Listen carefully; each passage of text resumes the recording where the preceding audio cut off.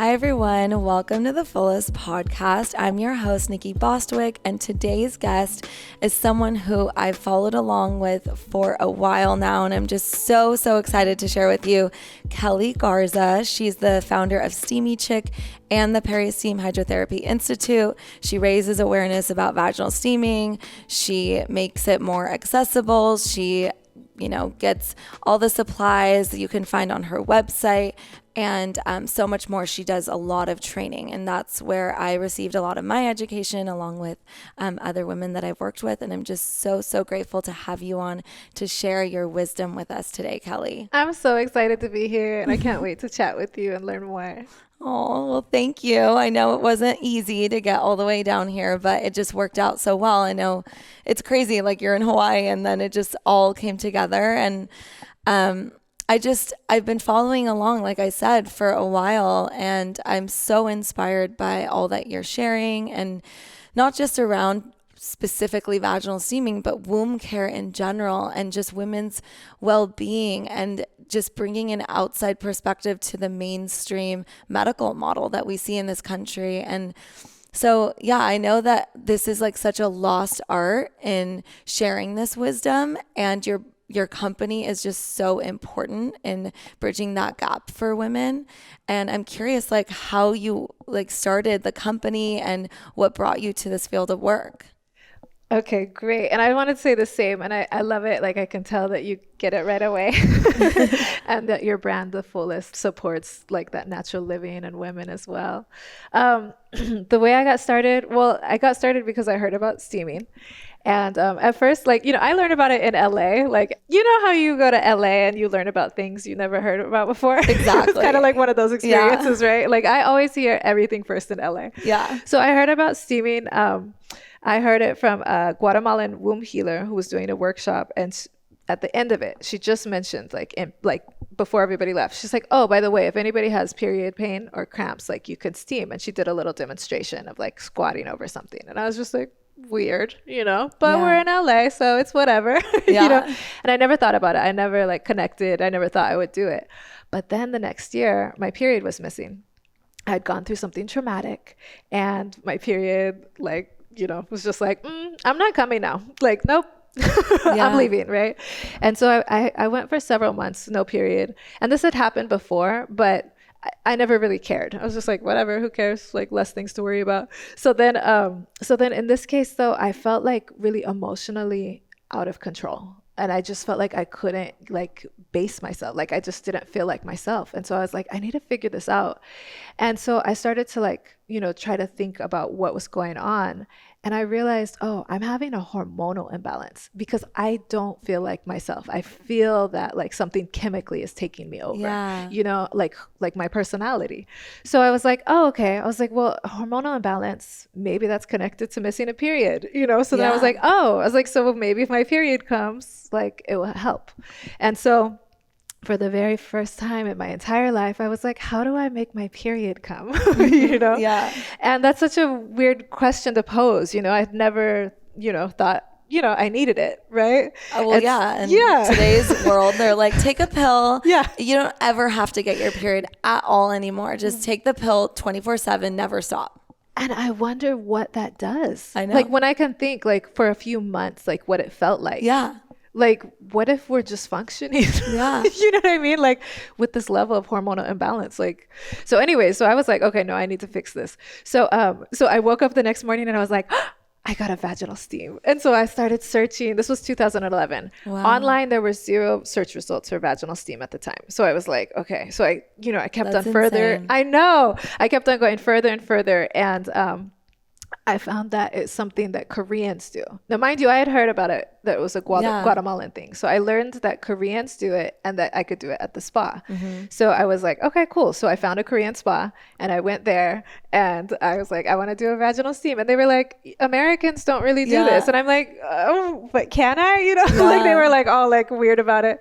So they set me up right next to this receptionist and gave me this big, this big plastic, cloak, and they were like, okay, have a seat. And I was like, here, and so they were like people coming in and out and That's looking at me, and I insane. was like, oh my gosh, I was like, this is not ideal for me, but I did it. I sat there and the spa owner came and we had a conversation and I learned some things. I learned that steaming is used in Korea for like anytime there's any period issues. They were like, oh yes, it will definitely bring back your period. And they said like in Korea, steaming is used for like as a preventative method. So at least once a month at the end of the period in order to finish cleaning everything out. And I was like, okay, cool, And so so I went home and I tell you within a matter of hours, my period came. But it was different. It was the best period I'd ever had, right? And that's like weird to think about, like, but you just know it. Like it was healthy. Yeah. And at that point when I saw that period, I was like, oh, all of my other periods I've ever had, like since my first period, were unhealthy. The difference was this period was fresh red blood. My periods were usually brown. And I remember asking the gynecologist when I had my first appointment, they were like, do you have any questions? I was like, yeah. I was like, is my period blood supposed to be brown? And they were like, is it always brown? And I was like, yeah, always. And they were like, then that's normal for you. Oh my Just, gosh. like if it ever changes, like make an appointment. So now my period changed a lot, but I didn't feel like I needed to make an appointment. I was like, this is right. The information they gave me is wrong. Doesn't make sense. Like that was wrong. Like that brown blood was stagnation. Exactly, it was old menses, and I knew it. And so, and then I had this like sweeping feeling of like just peace come over me, like when the period came to. And then ever since then, like I've understood like the importance of that to women, and not only that, how the steaming was able to get my period to that after just one steam session.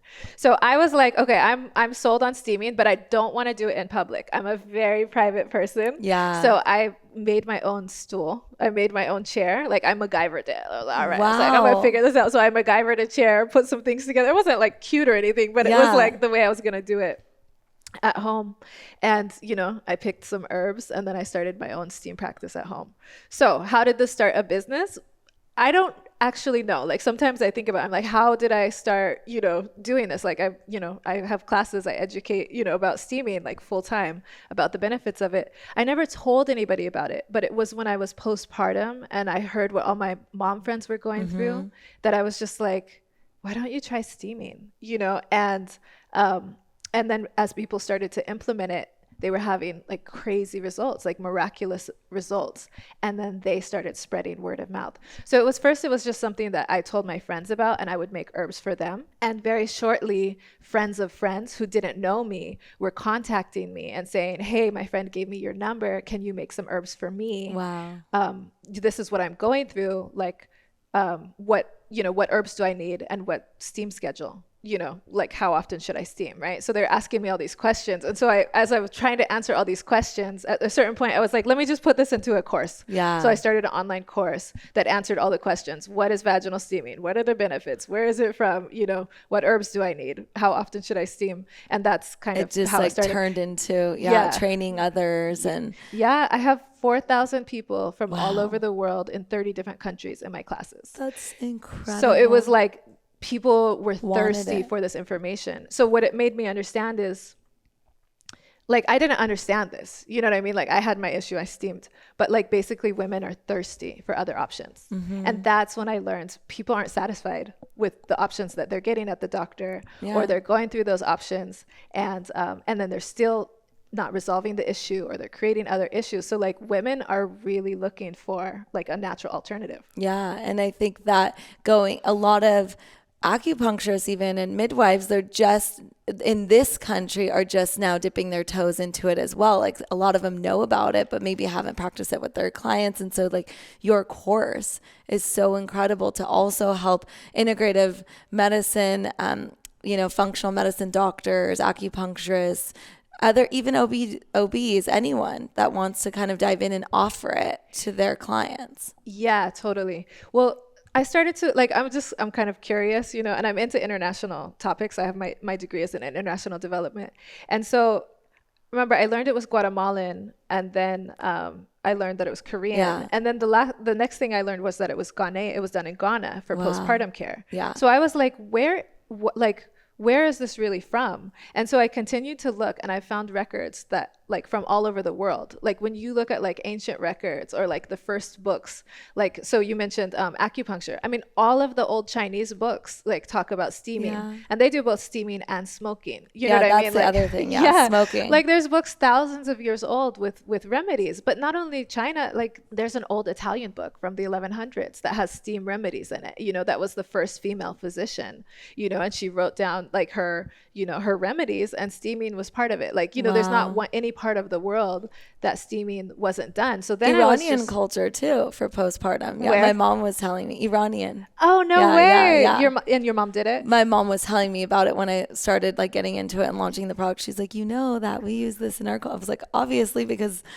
you know, everything goes back to our culture. For sure. Like I found like old Babylonian records of steaming as well.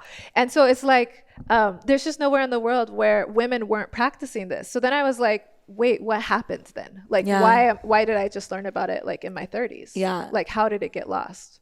And then that became another interesting like piece of it, which is that men, like the modern gynecology that we have right now, is like a male form of gynecology that started in the 1800s. Everything that happened prior to that kind of got lost when that transition happened. So like women's health was in the hands of women and female physicians and midwives in particular. We call them midwives, but really they're female physicians, right? And then there was this really kind of abrupt transition where women, like gynecology changed to the hands of men, but also they didn't learn. It's not like they all went to like midwifery school and then learned it. It just changed. There was a law that changed, and all of a sudden women weren't allowed really to practice in the same way anymore. And so then men were like, women, interesting, having babies. And so they developed all these things that, you know, again, they didn't learn what was working for women before, which was steaming. Women were steaming for everything. Right?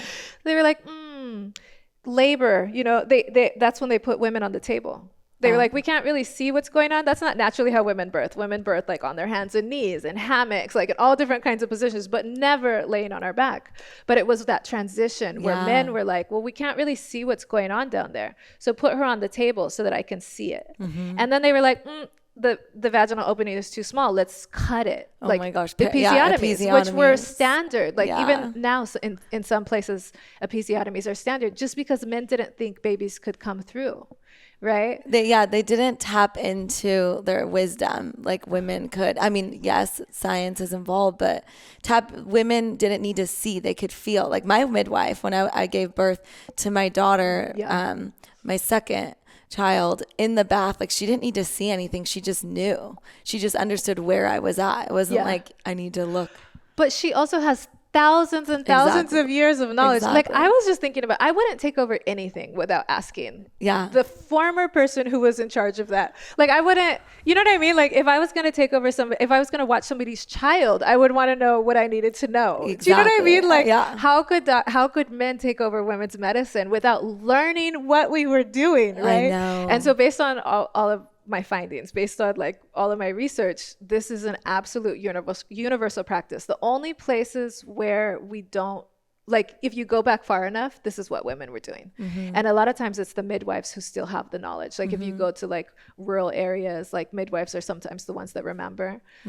And it was done, you know, in the home. It was done, you know, by medicine women. Like, you know, it was something that like everybody had knowledge of. But the really cool thing about looking and going back and researching the history of steaming was finding out that, first of all, the one universal use of steaming that was used everywhere was postpartum. That's like the steaming like superstar, right?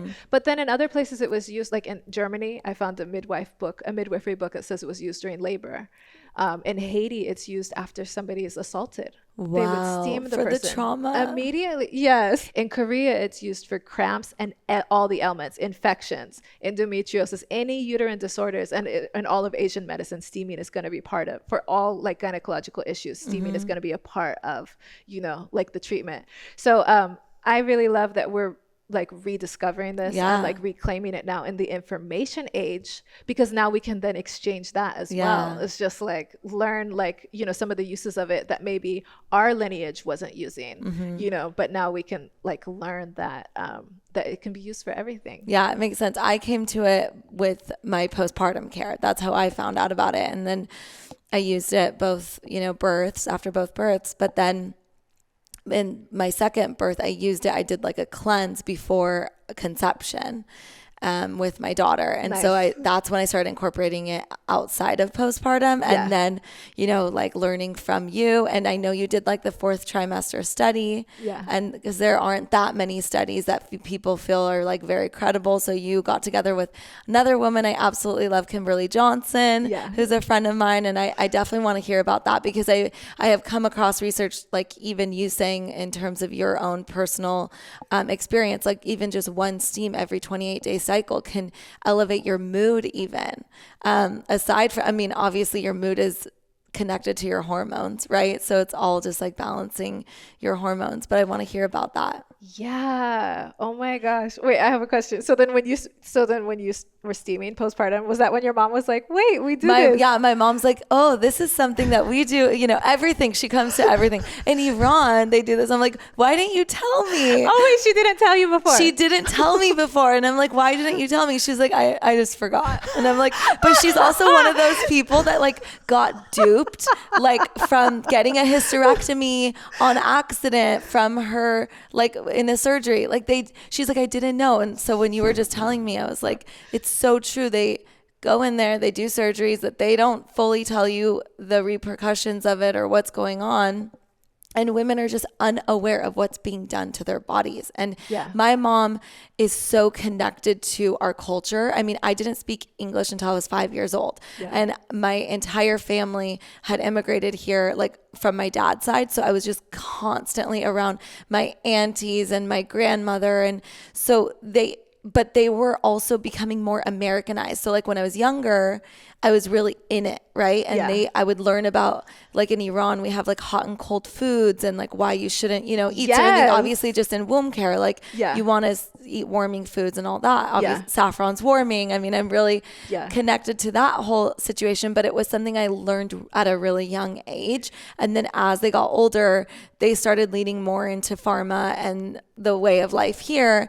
And now they're totally, you know, it doesn't feel like the same as when I was younger, and when I was younger, I kind of rejected it a little bit because I wanted to fit in once I went to school. And now I'm like craving that. So I'm thirsty for culture, and I want everyone to tap into their culture, because that's what's so cool about the United States is we're all coming from somewhere that we can hopefully connect back to and bring it back here, and then not just only be in what the Iranians did, but take from all these different cultures and incorporate the practices they did. But my mom, like postpartum, was how I came into it. And then she was like, oh, we do this. And they do all the other things like belly binding and, you know, making sure you have saffron right after birth, because for a postpartum drink, it's so important to help support your serotonin and dopamine and everything that, you know, you just went to an inflammation for healing. It's a warming beverage. So women drink saffron right after giving birth. That's amazing. So did your mom steam after she gave birth to you guys? No, so she only did like the binding. Okay. And the foods probably. What? And she also took had saffron or some sort of foods. Okay. So that, and then there's this other thing that they eat. It's halva. I don't know if you know, but it's like butter and saffron, and it's sweet. Like you need to eat the sweetness. For some reason, there's like that, a lot of wisdom in that. But anyway, so she did that, but she didn't do the steaming because she was 20 and 22 when she had us, and she was like kind of by herself in this country, like without. Oh, she was here. She was here. Oh, she wasn't with her mother. You guys. Okay. She was with my dad's mom and. So your grandma's would have done it. They did it in Iran. Exactly. But because your mom was here, she didn't do it. And this is another reason why it gets lost. Exactly. Because you move from your family, and I mean, even though you might be she's with her in-laws in a house, and they're making food, but not really, you know. It's just lost. Oh my gosh, that's so sweet. Like, okay, so I have a lot of Persian friends, and I've been totally like you know, like, hey, do you guys do this? Hey, have you ever heard of this? And like, so a lot of people didn't know about it, but finally one of my friends was like, yes. Yeah. But what I tell people is like, ask your grandma, ask your mom, ask them, when was the last person somebody in our family was delivered by a midwife? Midwife is kind of like my key when I was doing the research, was like, okay, let's key into the midwives.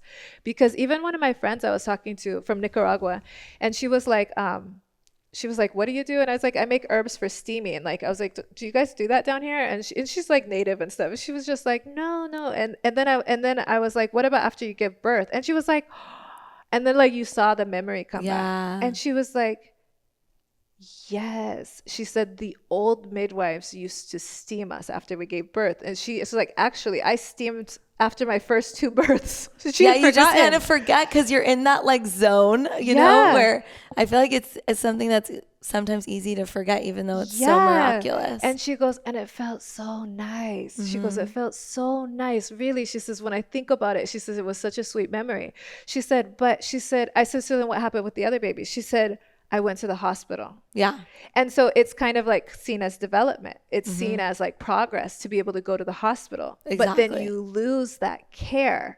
And so she was like, and you know what? She's like, in the hospital, she's like, they didn't do nothing like that for us. You know what I mean? Like, and she was only just reflecting on that now, that there was this really big disconnect between the care that she was receiving from the women versus the care that she received, you know, from the men. But what was really beautiful about it was that she was dealing with like, you know, pelvic pain and discomfort from like prolapse, which is a postpartum, you know, like something that has to, like, that's one of the reasons why you steam postpartum, is to prevent prolapse, or to prevent prolapse from happening later. So she was dealing with prolapse and also fibroids, and she wasn't able to walk very well. You know, she wasn't able to walk very far. So she was like, all right, I'm going to get my herbs and I'm going to get my bucket and I'm going to steam. And so she did. And she called me so excited the next day. And she was like, today I walked a mile and I felt 0 pain. Wow. And to think that quickly, right? That quickly she had that change. Like, this is why I'm just like, like, I don't know how or why, like, it's my job to educate the world about the benefits of steaming, but like, we have to, like, women are like, I can't believe what women are going through. Like, I didn't ever like ask to know, like, people started coming to me, can you make herbs for me, and telling me what they were going through. And I was like, it's like horrifying, you know? There's a lot of women that have reached out to me that experience so much pain, like, it's not necessarily during sex, but after sex, and just like feeling raw or having UTI and there's so many people dealing with infections that I just never knew about before. Like, you can't notice it because like, women are so well put together. Yeah. And then they're like, I'm in so much pain. What do I do? Do I take this antibiotic? I don't even want to take an antibiotic anymore. This and this. And I'm like, gosh, everyone's so unique. So I need to like really think about your experience. And so I mean, okay, so yes, like, but to go on that, like, sometimes people like criticize me and they're like, you're not a doctor. Like, why are you telling women and helping people with their infections? And I'm like, if they're having a problem, they should go to the doctor. And it's like, yeah, but do you know what's happening? Like, they've already taken the antibiotic 10 times. And it didn't work. And it just came back. Yeah, exactly. They've already removed the fibroids. Yeah. And they came back. Yeah. You know what I mean? Like, so why is that the expert care if it keeps coming back? It's not getting to the root. And that's what I love about steaming and what you were sharing. It's emotionally, it's healing the trauma. It's not just also physically helping with like maybe the pH and everything going on in the womb, but it's what I always say about healing in general. When you're able to I feel like the best time to unlock your healing is when you're working on the physical and the emotional together, and they come together in this beautiful way, and it feels like this miraculous healing, but you're addressing the whole body, and mental health has so much to do with it. And so I feel like that's what I love about the vaginal steaming specifically with that in terms of emotional health. Okay.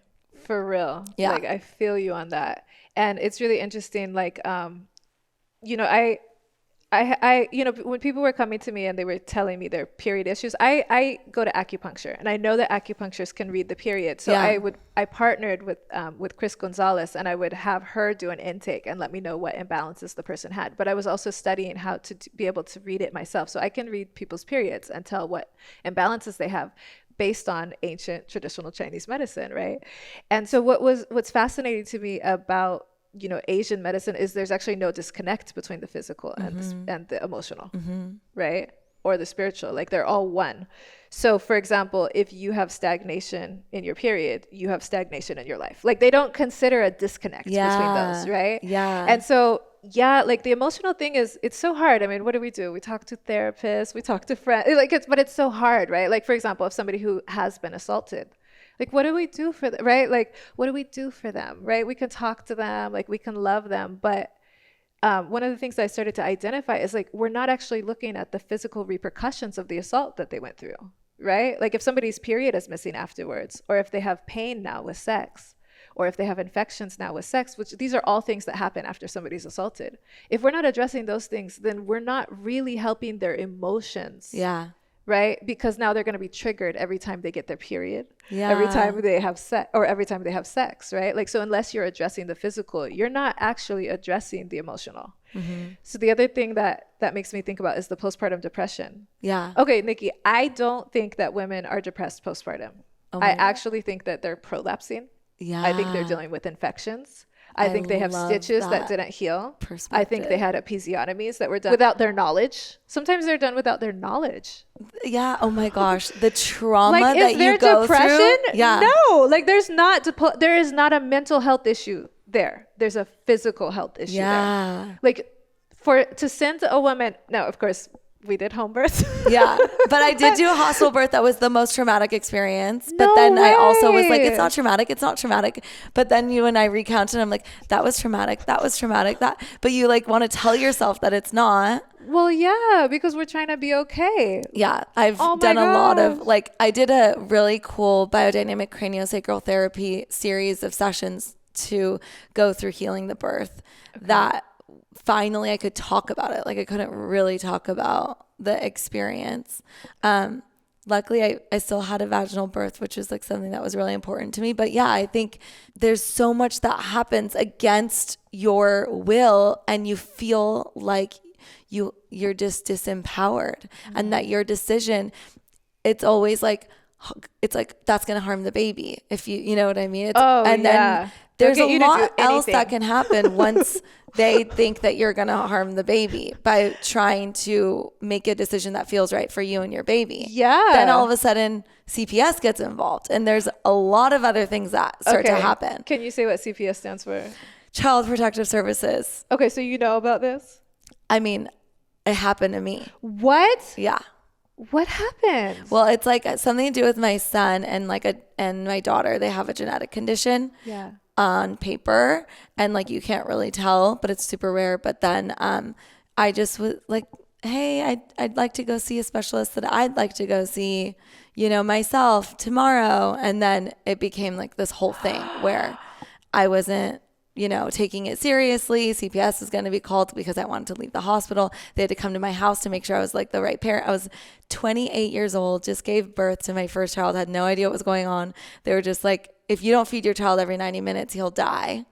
But it just turns out that that's not that. I mean, yeah, getting into it is like crazy, but I didn't sleep for like 8 months because I was nursing every like 90 minutes. I can't believe that happened to you. That happened to one of my friends. Yeah. And it's a thing that happens to everyone. I mean, not everyone, but it can happen to anyone. And it's important to be aware of. Especially women of color. Yeah. Women of color have gone through the ringer with it. That was when I literally said, so if you came to my house and you thought, I'm very lucky to have had the house that I have because that was the moment where I was like, so then just because I have this house, I seem like I'm a fit parent. But if I didn't have this house, I probably wouldn't have passed their test. Like they were like, you have to have a crib in order to have this baby come home. And I was like, but like, it's not a requirement to have a crib. Like, again, going back to ancient rituals, right? Of like people co-sleeping forever. But it's like, just because the establishment doesn't agree with co-sleeping, they wouldn't have given my child if I didn't have a crib at my house. Luckily I did. However, I like ended up co-sleeping, but it's just crazy. Like, it's just taking the conversation back to this trauma that women are going through.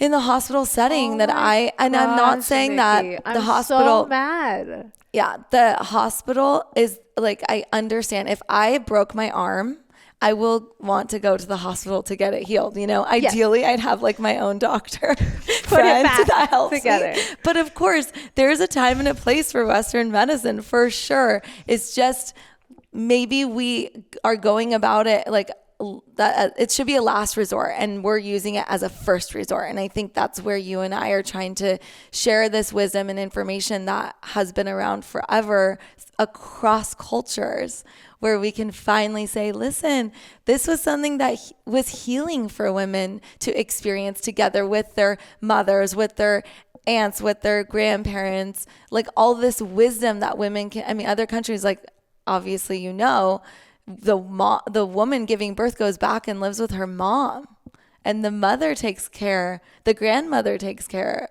of the baby while the mom heals. It's beautiful. I don't want to be away from my husband. I wouldn't want to go back to my mom's house. Like, that's not something I wanted to do.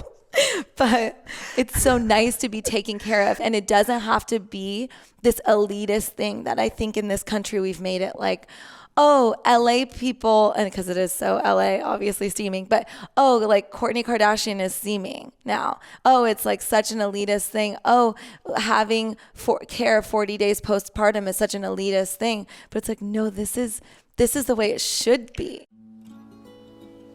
Hey everyone, I am so excited to share with you a company that I've admired for so long, called Shepherd's Dream. They've been devoted to making the highest quality all-natural bedding on earth, made from eco-wool, organic cotton, and responsibly sourced latex. The reason I love their heirloom quality mattresses so much is because not only are they free of anything harmful, chemical, or synthetic, but they actually offer all wool, 100% wool mattresses that don't have any springs in them. And from some of my interviews in the past, I've actually learned that some of these springs can be conducting energy along with different telephone poles, wires, cell phone towers, things like that. So if you really want the most restful sleep that also is not conducting any energy in terms of EMFs, this is the mattress to go for, to have for your family, so that you're wrapped in pure, safe, healthy, luxurious comfort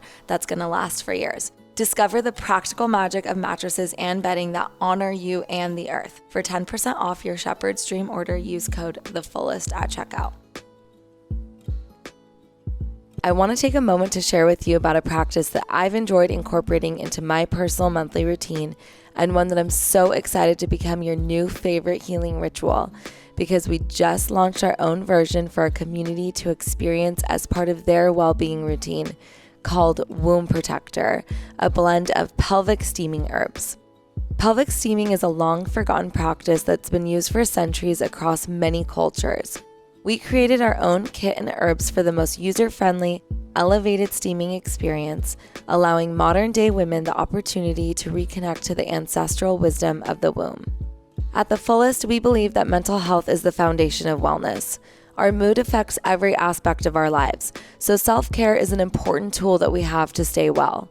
So when we realized that even just steaming once every 28 days can improve emotional and mental conditions such as depression, anxiety, and fatigue, we knew it was important to bring this ancestral ritual to the forefront of holistic wellness. I personally used it postpartum with both my children to heal tender tissues that may have been stretched or torn during the birthing process.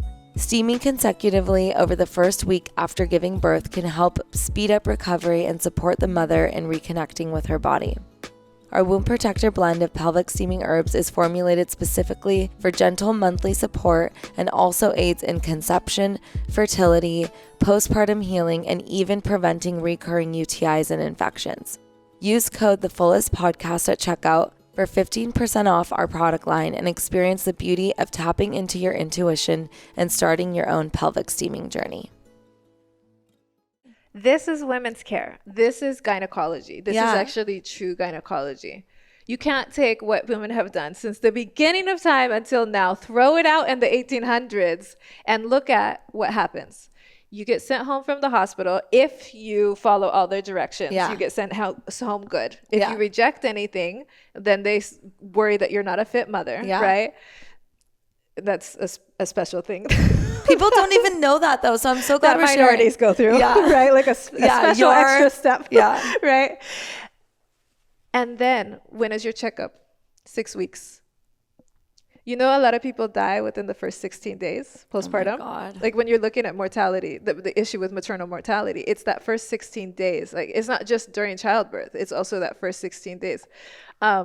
Do you know of Layla B and her great book? She has this book, Reclaim, Restore, and she's Moroccan. Oh, cool. And what she's been basically investigating like the traditional Moroccan, like, you know, like birth practices and bringing them back into her. Cause you know, she's educated in all this and all the, you know, according to her, like all the modern Moroccans are throwing away these traditions. And she's like, but they're beautiful traditions that we need, you know?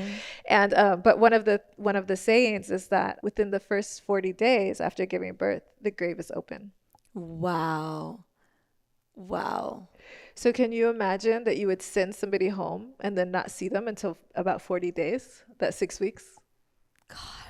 You know, that's when the blood pressure goes up. That's when the infections happen. That's when the hemorrhaging happens because there's retained matter in there that wasn't cleaned out because nobody's steaming, right? Like all of that is what, like that's within that, according to the study that I was researching about the causes of death during maternal mortality, Those are the those reasons. first 16 days.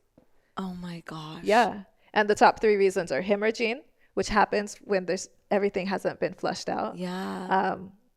Infection, sepsis, you know, it's like basically an infection, like a fever that then turns really bad, gets into the, you know, and then the third one is eclampsia. But basically, like blood pressure goes really high, and then it results in heart strokes. Postpartum. Oh yeah. It can happen during birth. And they can happen postpartum as well. Wow. Maternal mortality rates. It's not actually just like, oh, somebody might die in birth. It's actually happening in the postpartum. Yeah. And would you say that those infections that are happening are a result of surgery, or would you say that it's an infection can come from just a natural vaginal birth? If you leave the lochia is the postpartum discharge. So so like when you look at like, you know, traditional like postpartum care, steaming is involved. Some midwives steam. The earliest I learned was of this old granny midwife out in the South, like within the Black community. Yeah. She steams her clients 2 times within the first 24 hours. Wow. So what happens is when steaming like that and that soon, you have to do it with a qualified practitioner. Let me just put that disclaimer right now, like a qualified midwife who knows when it's safe. It's not always safe to steam that soon. Right, yeah. But what happens is all of that, you know, like after somebody gives birth, they still have discharge that needs to come out. All of that pregnancy fluids that, you know, need to come out. And, you know, in the Western model and Western gynecology thinks that it should take about 6 weeks for that to all come out. So that's why they come back at 6 weeks. Yeah. Right. But when you steam, all of those clots, all of that fluids, all the amniotic fluids, you know, come out. But also if there's any retained placenta, it comes out. Yeah, I was going to say so that. What happens if there's any retained placenta, then or anything else, then the body can flush with blood in order to try to get it out. So in steaming, like in that immediate postpartum, it makes it so there's not that risk of that hemorrhaging, which is what could cause. So the infection, again, if there's all that stuff in there, it can get infected. Yeah. In fact, I actually think that's why people get so many infections In general, because we don't have like these good uterine cleanses. So there's a lot of old menses in there, like the black, the brown, the clots, the cramps. Those are all signs there's old menses in there. So anytime there's anything in there, it can get infected. Anyway, so the same thing postpartum.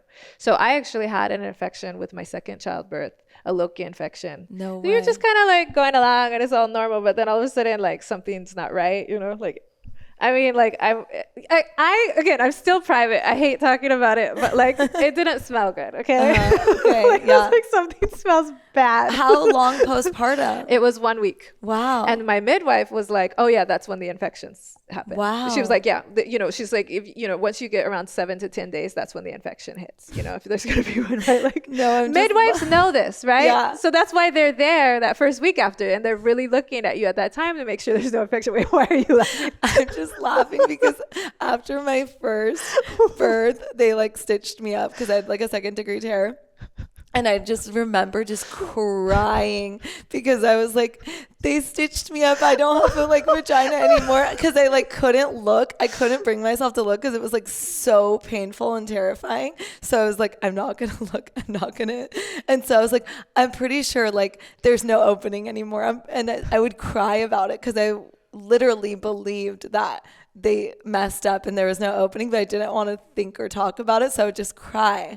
And that just made me think about, I just like, now I can laugh about it. But at the time it was just so sad, so painful, so terrifying. You're just like, what is going on? Especially after your first time giving birth. I mean, having the opportunity to work with people who can support you instead of, you know, just, I'll see you in 6 weeks. Because for 6 weeks, I basically, even though I steamed, like for 6 weeks, I was like, I'm screwed. And then I went to my 6-week checkup. He's like, okay, great. Like you can have sex now. And I was like, I'm not even thinking about that. I literally just thought that there was no opening. It was so crazy. But yeah, 2nd time around, it was a little different. But I was going to ask you, like, why do women... they said this was normal. Like I had such gnarly contractions the 2nd time around. Postpartum. Yeah. So I'm curious why, if you happen to know, if it's different for everyone, if it's always like more intense. It was, to me, it felt more intense than when I was actually in labor. I mean, I would just be like, I can't handle this. What is going on? Whereas like my labor was so fast. It felt so fast and peaceful because it was at home. And I liked having my own environment and bath and everything. But yeah, I felt like I'm curious if that's just because you have more blood. I don't know. Is it when people build more blood and then more needs to come out so the contractions are more intense or? Yeah. Well, there's a couple things I want to say about that. So the uterus contracts when there's something stuck inside of it. So like even during the period, we call them cramps. I don't know where that term comes from, but it's contracting. The uterus contracts anytime anything is stuck.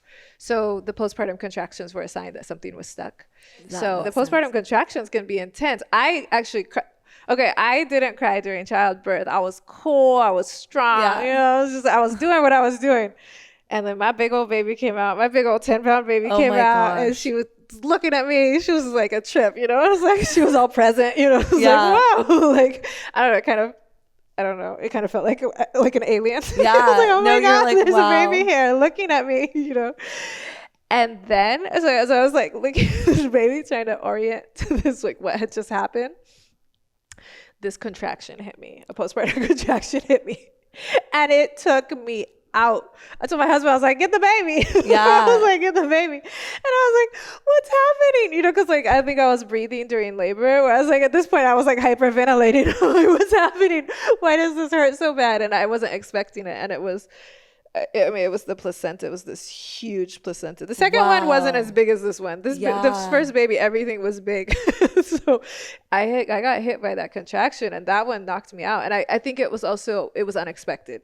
You know, I think that was why it was so unmanageable. Like, for example, when you were giving birth, you were in your bathtub. You had your support team there. Like, you were comfortable. Whereas if you're just like, you know, trying to nurse your baby or, you know, trying to like make some food, like you weren't expecting those postpartum contractions. I think that's part of like what, like, again, but do we talk about this enough? Like, we don't know, you know what I mean? Like, we go through all this stuff, and then like when you share it with your mom or your grandma, they're like, oh yeah, you know, or the auntie's like, oh yeah, that does happen. I know, but like they don't actively talk about it. Yeah, exactly. Because women are taught not to. Like, think about all the things you shared with me already today. Yeah, I wouldn't just like talk about, I mean, I kind of do because I'd like to, but yeah. Same. Yeah. But like, I was just thinking, I was like, I'm so grateful she's sharing this experience on this podcast, because like there's other people who have gone through all of those things, right? And the same with me, right? The things that I'm sharing.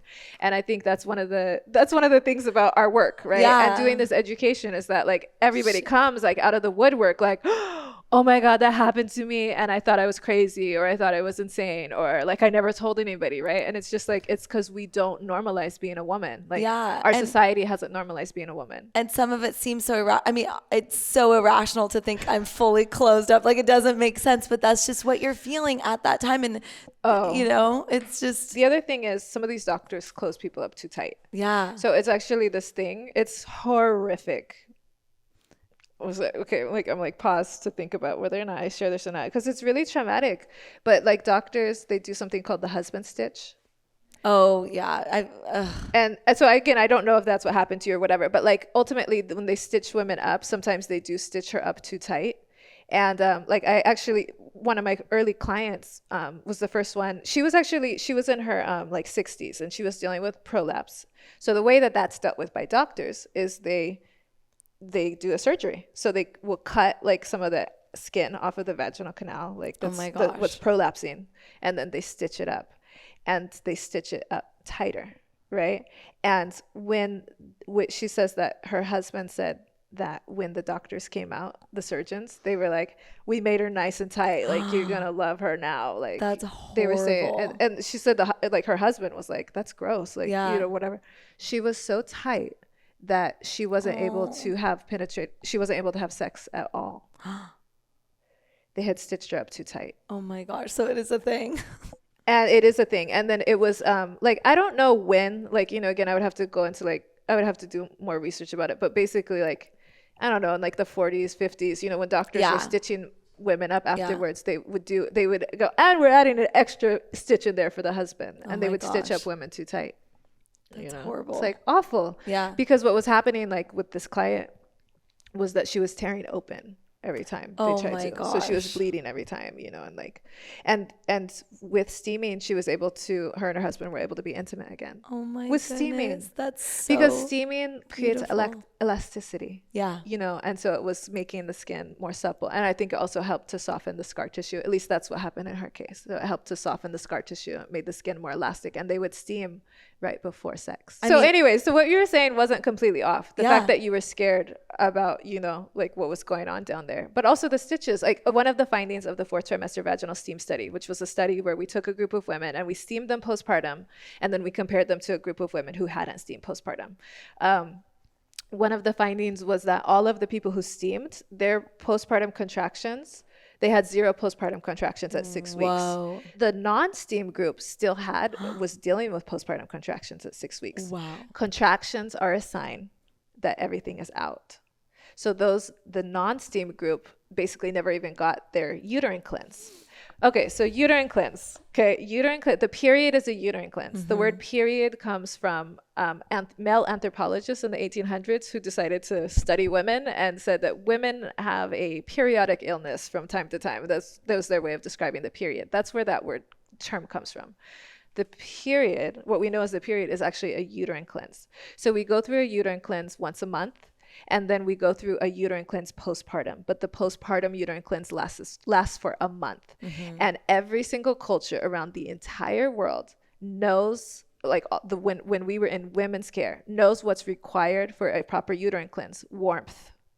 Okay, certain foods. So every culture around the world, and I love this. I would love to, like, maybe when I retire, I want to just do a cookbook where we just look at like postpartum cuisine. Actually, I was gonna tell you, you should do that. Like, I could see you doing that because you were diving into like the foods that your mom ate and the important things. And there's this one Persian dish I've had. It's parsley with the red kidney beans. The parsley, it's my favorite. Gorma sabzi. It's my favorite. Like, that's such a perfect postpartum. Fried kidney beans. I didn't even think about. Yeah, and one of my Persian friends was like, well, I know that we eat gorma zabzi postpartum, and I was like, oh my gosh. And I swear, every time I have my period, every time I have my uterine cleanse, I'm craving it, because it's and when you look at the postpartum cuisine around the world, whether it's chicken tortilla soup in Mexico or gorma zabzi in Iran, et cetera, it's such a fun little project. In Korea they do like the seaweed soup, and it's such a fun little project to look at that cuisine. And a lot of times, sadly, a lot of the stuff falls into old wives' tales of like, you're not supposed to eat that, but eat this during this time. And like, you know, we're like, oh, that's like old knowledge that doesn't have any. No, it makes sense. Like, these are foods. What I notice about all the postpartum cuisine is that it has vitamin C, B vitamins, and iron. Those are the 3 things needed to replenish a woman's blood and energy after giving birth. And because we create more blood in order to create the baby. We have to make more blood, and we also have to make more blood during the period. So there are like biological reasons, physiological reasons, and scientific reasons why we actually need, those types of foods at that time. So anyway, so it's like beautiful. That's where, you were talking about like this inside and outside beauty, and like also understanding these ancient rituals that, they're a part of creating that. Like all of it makes sense scientifically, but it just hasn't been studied. Exactly. It hasn't been studied, but science would support it, Yeah. That's why I love that you did the fourth trimester study. I think it's so important because there aren't any easily accessible studies. There are, like, you've compiled a lot, and I love looking at those, but I feel like yours is just, Thank you for knowing that. Like most people, like the media and Google has all kinds of articles now if you type in vaginal steaming. But it's mainly because like Gwyneth Paltrow and the Kardashians and like some stars have learned about it now. And I'm actually not mad at them. Like honestly, so many people learn about steaming because the Kardashians steam. Yeah. And so it's like, cool. Yeah. Like fine, if that's our entry point.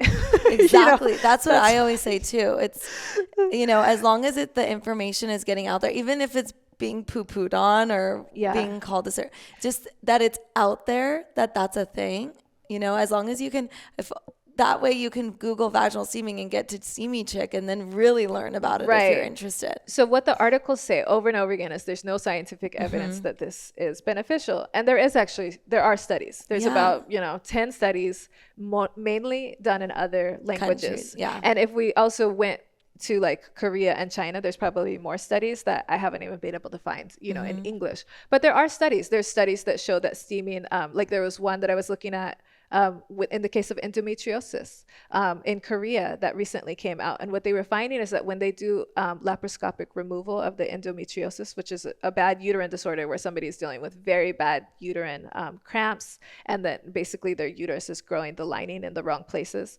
When they remove that, it always comes right back. Okay. And so and I'm sure scar tissue and all that. Yes. And then you also have all the risks of surgery, right? And so in Korea, they did a study where they followed one group who did endometriosis surgery and steamed afterwards. That group didn't have recurrence of the endometriosis after, I think it was 8 years. They didn't have recurrence, whereas the group that just did the endometriosis surgery did have recurrence, almost all of them.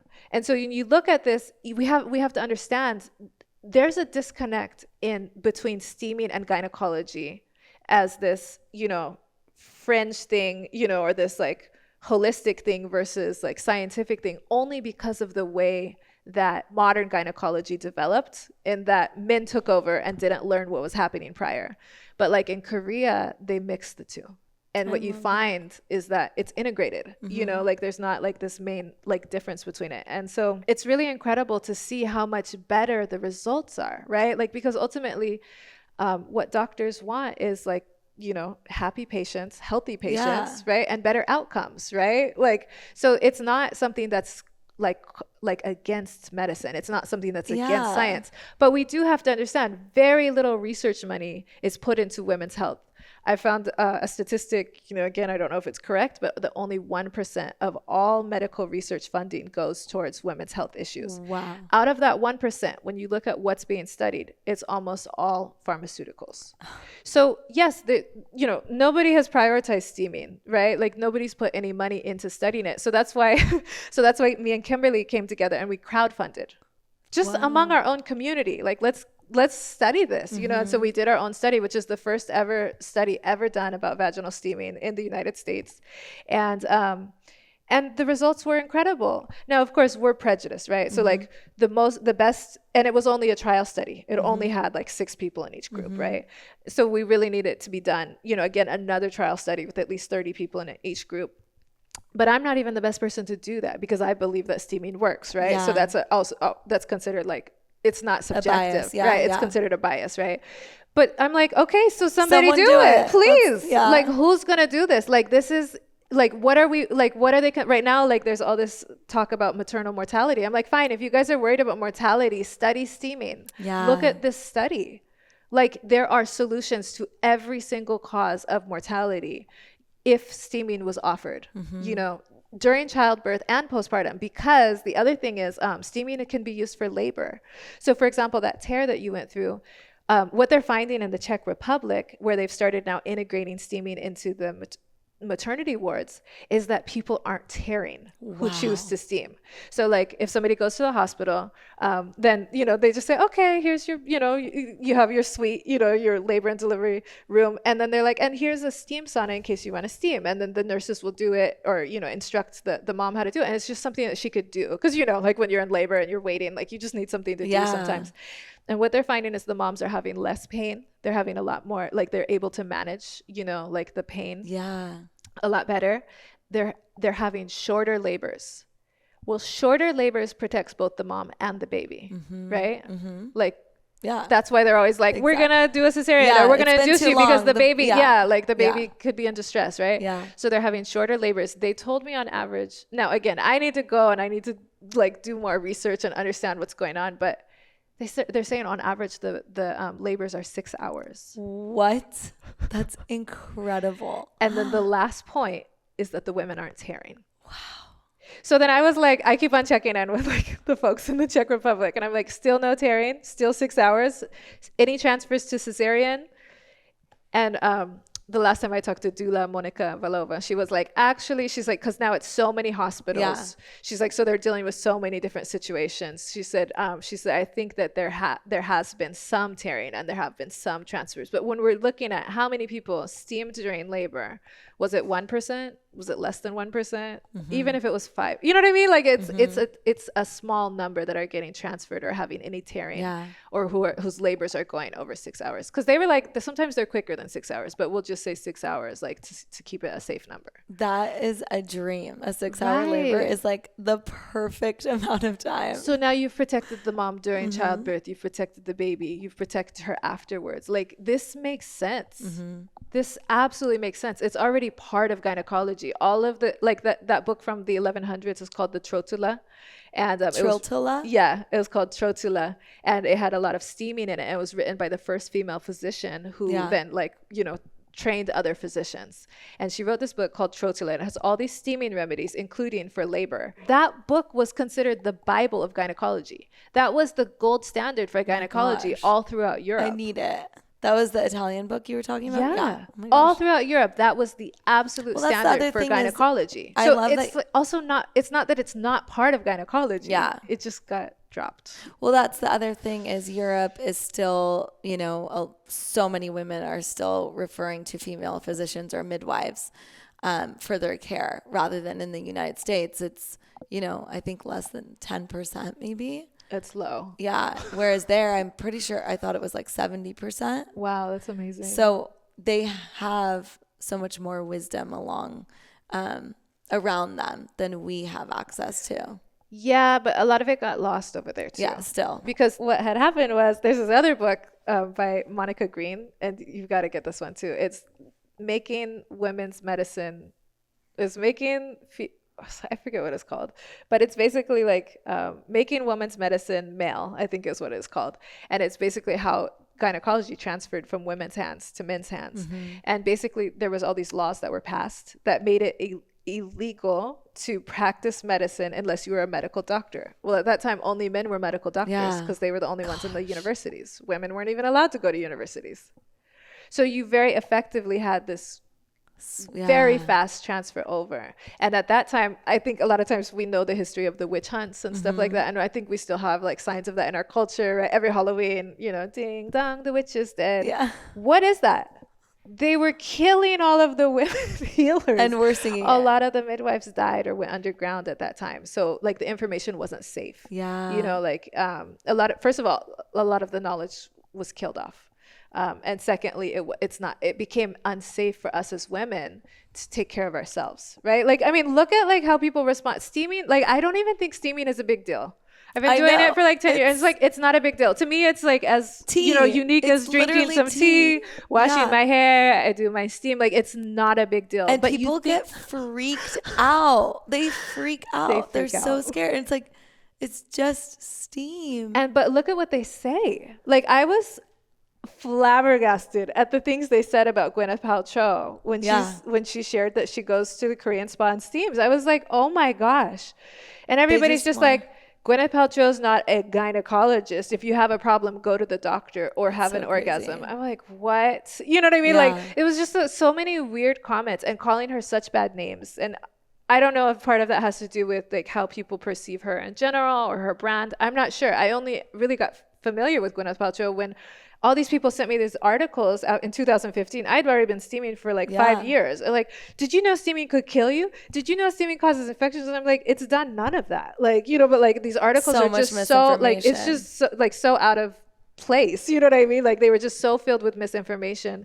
And anyways, it was just really interesting to me because I was like, why are people responding like this? Like, why is she like a bad name because she said that she goes to the Korean spa and does a steam? You know what I mean? Like I was like, so I started to really try to understand like what is people's like, why do people have this visceral response? Like when women share something that they say is healthy for them, but ultimately it's because we're talking about our vaginas. And I want to get back into like really quickly the benefits in terms of UTIs and infections. Let's talk about it. Yeah, I feel like that's kind of been the main thing that so many women, I mean, other than cramping, like, I think that cramps, that's the way it really helped me. I used to be like bedridden and it's insane. Like my period is literally only 4 days long, fresh red blood, no cramps. And it's because of steaming and it's the optimized period. And I think,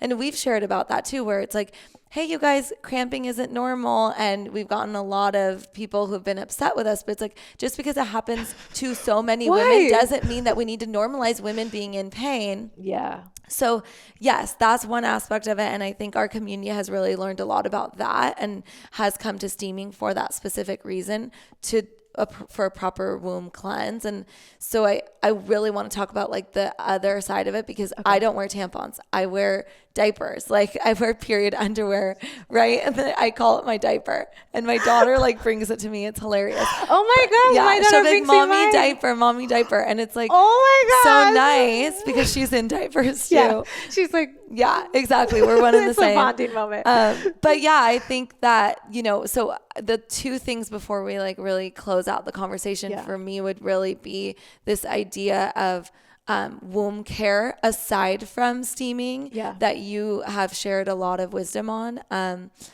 and that will support like the overall practice and then also and support steaming in general. And then just the infection conversation around, okay, let's say I've had recurring infections. Obviously there's so many reasons like we touched on. So what are your recommendations for someone that has an active infection? Okay. Obviously, like in terms of the RX for it, but also how to prevent it from coming back. Yeah, infection is interesting. That was like, so I started telling people about postpartum steaming, and that's when I thought that would catch on, and people were just like even my friends, like, it's fine if I have any issues, like I'll call you. Yeah. You know what I mean? Like weirdo. Yeah. Right? But like the emails and like social media messages that came flooding into me were about infections. Yeah. Specifically bacterial vaginosis. So, okay, so we have bacterial vaginosis, yeast infections, urinary tract infections, and they're all a little bit different, but you just want me to talk about them in general. Yeah. Just in general on how to use steaming to support, and like and I know that we don't want to necessarily say don't take an antibiotic or anything, but speaking to someone who's been on 10 antibiotics and is over it, like, you know, I mean, that's not me, but there are many women that have, and that happened to me when I first started having sex, where I would get a UTI and I would just take an antibiotic. And I didn't know anything about anything. My sister's boyfriend's dad was a physician. She just had like drawers of antibiotics. Literally. No, I was taking unprescribed antibiotics like because it was so recurrent. Also, and then it just stopped. Desperate. All I did was just pee after my, you know. Okay, right. Yeah. Right. That's different though, obviously. And also, how come that information isn't readily available? Okay, anyways. Yeah, okay, so first of all, like that situation in particular, a lot of people deal with it. Now I know, right? Because of this, because I do steaming work. This is one of the reasons I love in-home steaming. So for example, like you make a kit that people can take home. This is it. Yeah. Oh my gosh. Okay. So, there's a kit, there's the pot, like, and you have the herbs. Having something at home is wonderful because then after sex, people who have had these infections, they can steam afterwards, and there are people who urinate after and still get the infections. So anyways, it can be very helpful, like in that way. That's like this like cute little way to use it that changes people's lives so they don't have to deal with those infections. And it's very effective. Like like I've never recommended that to somebody and then they continue to have that problem. So it's at least sense. I've seen that be very effective. So the other thing is that people can steam so if sex is the trigger, then you steam post-sex before the infection comes on, right? But yeah, like in general, like, I mean, I'll just have to break them down. Like bacterial vaginosis has a lot of discharge, okay? A lot of green discharge, maybe, also some white, some yellow, whatever. I think that the antibiotics actually work. You're putting antibiotics into the body. So they kill the infection, right? But then it comes back. Even my obstetrician was like, does steaming help with bacterial vaginosis? Because people come back over and over again and I just switch their antibiotics and then I have to switch back. And she was just like, and it's just pretty like hopeless. Like she herself isn't satisfied with what she's offering people, right? But what I've seen with bacterial vaginosis is that when somebody steams, or what I have people do is I'll have them steam like consecutive days until all of the discharge comes out. But mind you, they only steam for like 5 minutes, every day, because if they steam too long, it could cause issues. So they steam every day for like 5 minutes and until all the discharge comes out. And usually the discharge is completely gone within 5 days, 10 days. One case I had, she was a tough cookie. Like she had to steam for like 45 days. Whoa. She had to pause during her period. Then she started steaming again. 45 days, she was finally discharge free. And she was just like, are you sure? I mean, I can't be discharge free. I've never been discharge free. I'm like, let's just keep going. Whoa. And she steamed and got all of the discharge out. And guess what? Well, she had all three, the BV, the UTIs, and the yeast infections. They all went away. And then also we use them as maintenance. So the second that she starts to see discharge, right? Like a couple weeks later, she saw some discharge. It's like, okay, so you do your steam. So she's able to steam and use that as maintenance prior to the infection coming on. So my theory about it is that if you leave the mucus in there, even while taking the antibiotics, like all that like excess mucus is just like a party zone for like bacteria, for the bad stuff, right? So it's just like, woo, okay, well, we all died off. And it's just like, one of them is like, yeah, okay, but we're back, right? Just party again, right? So the uterus is like just a host, a wonderful host for bad bacteria. You clear out that discharge and you kill the bacteria, the bad bacteria. You're not going to have that recurrence. Anyways, that's what people have found. And so the number one like media article that people really or misinformation in the media is that steaming will cause the pH balance to be thrown off and cause a higher rate of infections. And what we have to understand is that's not based on any research. That's not based on any evidence, and it's not even based on women's experiences. Because we could go, if I did a call out right now for people who have used steaming to help with their bacterial vaginosis, hundreds of stories will come flooding in because so many people have found it effective. Like, women don't use things that don't work. Yeah. You know what I mean? Especially amidst like this environment where everybody's telling us not to do it. There's a real reason why it continues to grow, and it continues to grow like out of hand, like wildfire. I can't even believe how many people know about it now versus like, when I first started. Yeah. And so anyway, so that's my theory on how it works with bacterial vaginosis. Yeast infections, the same thing. Sometimes they have like clumpy, like kind of cottage cheese discharge that comes out with it, or sometimes somebody can test positive for it without even having that discharge. So sometimes those people are fun because if they steam, a lot of times again, they can only steam for like 5 minutes. They can't steam for long. It's uncomfortable it causes too much heat. Yeah. And they already have heat in their body, so you only want them to do it for a few minutes, okay? But what happens is that they're able to get rid of their yeast infection, or what people have reported is that it goes away faster than, faster. And it also, even if it comes back, it doesn't come back as strong, but then they're able to use the steaming to get it to go away faster. But then all of this, there's a root to these infections that has to do with food. So for example, like somebody hit me up last week, actually, one of my like clients, and was like, okay, I figured it out. She's like, every time I drink alcohol is when I get a UTI. Which brings us to the next one, UTIs. The steaming hits the whole entire pelvic region. Actually, the term that like is most catching on is like pelvic steaming. Yeah. It's hitting the whole pelvic area, and so I think it's, that term is a more appropriate term for vaginal steaming. But anyways, it hits the urethra too. And again, if there's anything, and there's holes, there's a hole in the urethra, there's a hole in the vagina, there's a hole in the cervix. So steaming can get into anything, so steaming is getting into those areas. And then even better when you put antibacterial herbs or antiviral herbs or fungal herbs, right? Yeah. So you're putting these herbs in there. So you're topically killing anything that the steam comes into contact with. And then also there's some evidence, and also like what the old book says, that the herbs also enter the bloodstream because of the mucosa. Because it, so anyway, so you're getting the antibiotics if you put antibacterial herbs into the steaming, basically. So you're getting the natural both, version, plus also the topical, plus pulling out any excess mucus or dirt or bacteria. And also let's also talk about men. Like, do men wash off before they have sex with us? I mean, are they putting are they putting urine right in there? You know what I mean? Like, this is another thing I wish we talked about, but like so many people are getting infections from their partners. And it's really important that the man washes off beforehand. So many men don't even they urinate and they don't wipe. Like, so then if sex happened, basically urine is being introduced. And that reminds me about the yeast infections. What happens with the yeast infections, sometimes people steam and then this cottage cheese discharge comes out, and then they think, oh, steaming caused that. There's no way that steam creates cottage cheese discharge. It's steam, it's water. It doesn't create cheese. You know what I mean? Like, it doesn't create mucus. It helped it to come out. And then once that comes out, then the person can actually be infection free, and it's less likely to come back.